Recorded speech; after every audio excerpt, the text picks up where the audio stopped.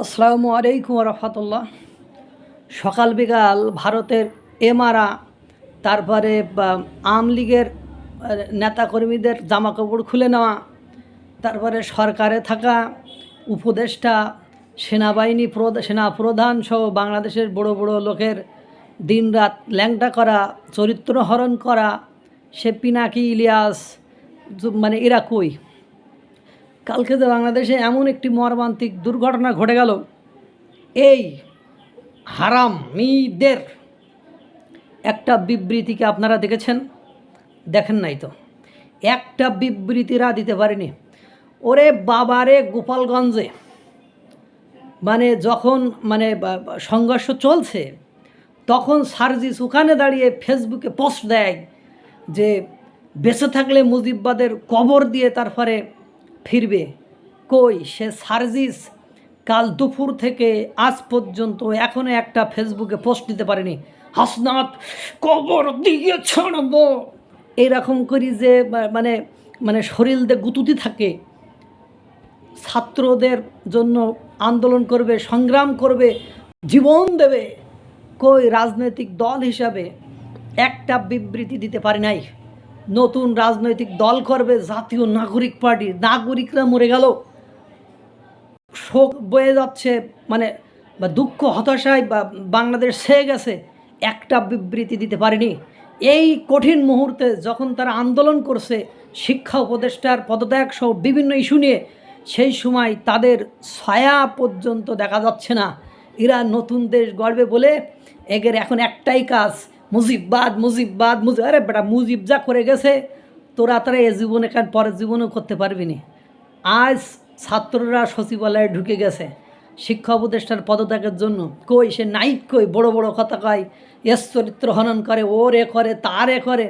কই যখন অন্য রাজনৈতিক দলগুলো পালিয়ে থাকা ডাক্তার সামন্তলাল, আওয়ামী লীগের দালাল দোসর ডাক্তার, সেই সামন্তলাল পর্যন্ত জীবনের বাজি রেখে চিকিৎসা দিতে গেছে কোথায়? শেখ হাসিনার তৈরি সেই জাতীয় বার্ন ইউনিট, যারা শেখ হাসিনা বার্ন ইউনিট, যার নাম ছিল জাতীয় বার্ন ইউনিট দিয়েছ। কই হাসনাত, সার্জিস, নাহিদ, হান্নান মাসুদ, ক্রাইং মাসুদ কোথায়? আপনারা কোথায়? আর আপনাদের গুরু হারামি যাওয়ারা, যাকে সকে যাওয়ারা বলে, সে তার একটা বিবৃতি নেই কেন?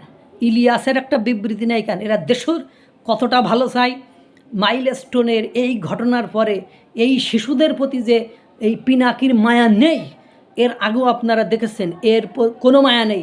এ সবসময় দেশকে একটা অস্থিতিশীল ধ্বংসাত্মক দিকে যাতে যায়, ও সেই থিওরি নিয়ে ব্যস্ত। ও কথায় কথায় ভারতের পেছনে লাগবে, ভারত বিদ্বেষী, যাতে করে প্রতিবেশীর এ করি ও আমাদের দেশটারে ধ্বংস করতে চায়। কেউ আজ একটা বিবৃতি দিতে পারেনি। এরাই হলো দেশের কত বড় ক্ষতিকারক এই সার্জিস, হাসনাত, নাহিদ, হান্নান মাসুদ, আক্তার। কই এই রিফাত রশিদ, ওরে চিল্লানি দেয় জুলাই সনদ না করলে সরকারের দেখবে না। বেটা একটু আগে দেখলাম আসিফ নজরুলের দিকে জুতো ছুঁড়ে মারতেছে ছাত্ররা, বোতল ছুঁড়ে মারতেছে আসিফ মাহমুদ আর শফিকুলের দিকে। এই যে ছাত্ররা যা শুরু করেছে, আর ছাত্রদেরকে এখন আবার ডিসপার্স করার জন্য, ছড়াই ছিটি দেওয়ার জন্য লাঠিচার্জ করতেছে। এর ফল কোন দিকে যে দাঁড়ায় সেটা দেখো। কই তোমরা কই? শুধু এর মারবা, ওর মারবা, এ করবা, তা করবা, নতুন দেশ গড়বা, দুর্নীতিমুক্ত করবা। কই এসব নিয়ে তো মাথা ব্যথা নেই। আজ ছাত্রদের সবচেয়ে বেশি দরকার ছিল তোমাদের।